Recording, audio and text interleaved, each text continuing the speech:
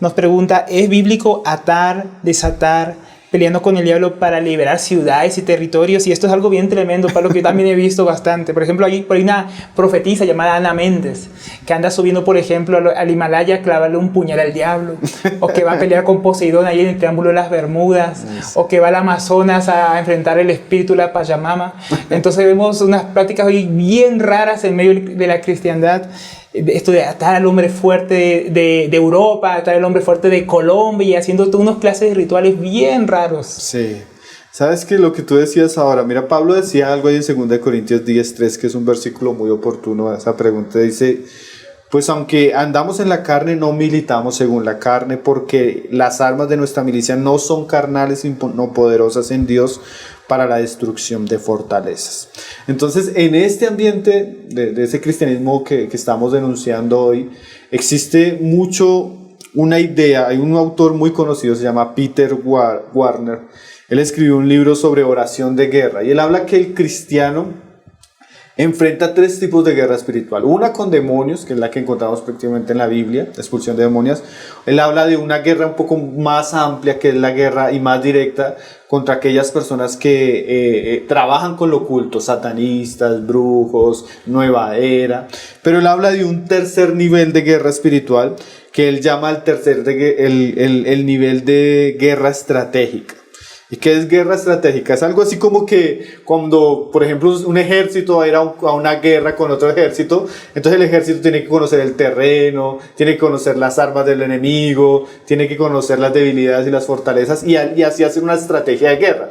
Entonces estos movimientos apostólicos lo que enseñan es que cuando usted va a vivir a una ciudad o a un país, ellos tienen que crear estrategias para conocer pues los enemigos. Entonces si en esta ciudad hay mucha idolatría, mucha prostitución o mucha drogadicción, entonces se crea toda una estrategia así muy al tipo de guerra natural para atar y reprender los demonios que gobiernan esa ciudad.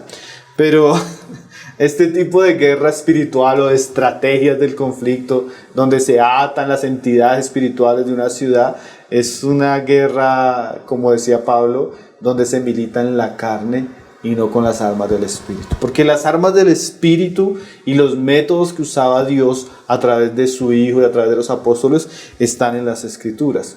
Entonces, aunque esto parezca muy llamativo, si necesitamos hacer una estrategia y necesitamos reconocer cuáles son las entidades espirituales de la ciudad, atar el espíritu de drogadicción, reprenderlo, eso parece como muy espiritual, eso, pero en últimas es golpear al aire, porque por ejemplo, cuando Pablo llegaba a Corintios, que era una ciudad totalmente inmoral, la capital de la homosexualidad en la época, Pablo no ató el espíritu de homosexualidad. ¿Qué hizo Pablo en la ciudad, Alberto?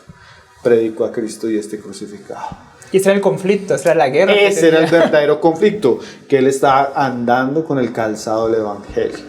¿Cuál era el verdadero conflicto? Que Pablo no se propuso hablar sabiduría humana, sino predicar solamente a Cristo. Esa era la espada que cortaba y traía salvación. Pablo no llegó en ninguna de las ciudades del libro de Hechos de los Apóstoles a hacer una guerra espiritual contra las entidades espirituales que había en el lugar. ¿Qué hacía Pablo cuando llegaba? Predicaba el Evangelio. Claro, por ejemplo en Atenas yo no veo a Pablo ungiendo la ciudad con aceite, buscando las llaves de la ciudad, atando al hombre fuerte que supongo sería Zeus o Atenea, yo no sé, pero nosotros no vemos esas cosas, sino Pablo yendo a predicar el Evangelio. Exactamente. Llamando a los hombres al arrepentimiento, y ahí surge el conflicto nuevamente. Porque no existe arma más poderosa, ¿sí?, para liberar a los hombres de la esclavitud demoníaca y satánica que la predicación de Cristo crucificado. Pero ellos nos enseñan que no hay que tener estrategias. Hay que hacer oraciones estratégicas para atar estos demonios. Y eso no lo encontramos en la práctica de los apóstoles. Ni siquiera Jesús, Alberto. Jesús cuando, por ejemplo, ahí en Mateo 11:20, él dice lo siguiente, hablando de ciudades. Miren lo que comienza a decir Jesús ahí en Mateo 11:20. Dice, entonces comenzó a reconvenir a las ciudades en las cuales había hecho muchos de sus milagros porque no se habían arrepentido. No era que Jesús había fracasado en ciertas ciudades porque habían entidades demoníacas muy poderosas y él no supo la estrategia para derrotarlas. O que cegaron a las personas. Sí, no. Él reprendió a Corazín, a Betsaida, a Capernaum. ¿Por qué? Porque no se habían arrepentido. O sea, el Señor no le puso ni siquiera la responsabilidad a los demonios. Seguramente habían demonios, pero ellos, al ver el poder de Jesús, los milagros de Jesús y la predicación de Jesús, no se arrepintieron. Entonces tampoco vemos a Jesús peleando el reino de los cielos o siendo un valiente el reino de los cielos, haciendo ese tipo de estrategias estúpidas que hacen los falsos profetas de nuestra generación. Porque esa es la palabra.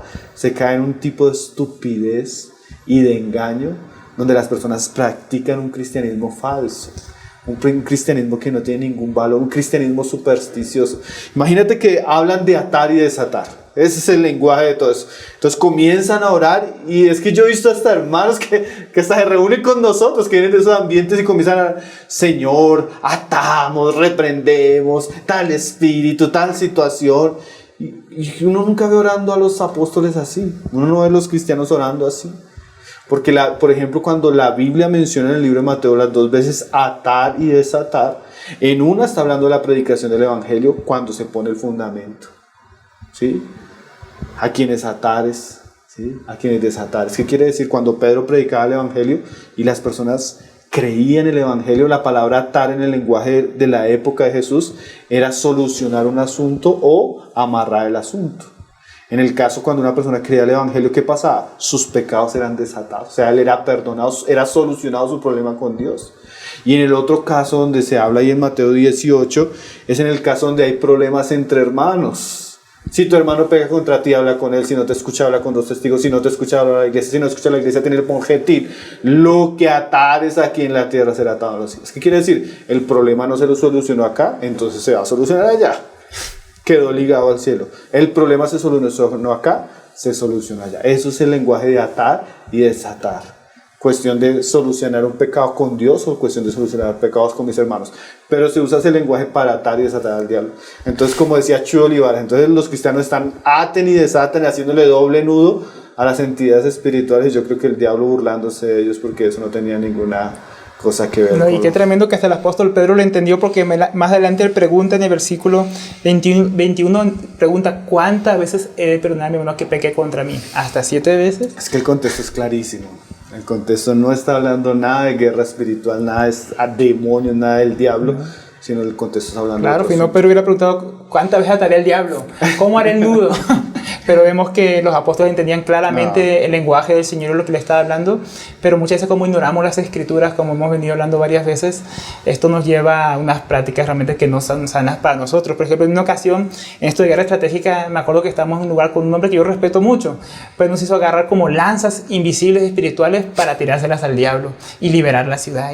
Y por cada vez que alanceábamos y alanceábamos, estábamos como venciendo demonios en naciones, en países, en lugares, pero realmente, como tú dices, eso no tiene ningún efecto real. Tiene más efecto predicar el Evangelio, tiene más efecto llamar a los hombres al arrepentimiento, tiene más efecto vivir vidas santas que dan testimonio y destruyen las tinieblas que están ahí enfrente en las naciones. Realmente eso es lo que necesitamos, una práctica verdadera de las Escrituras, Pablo.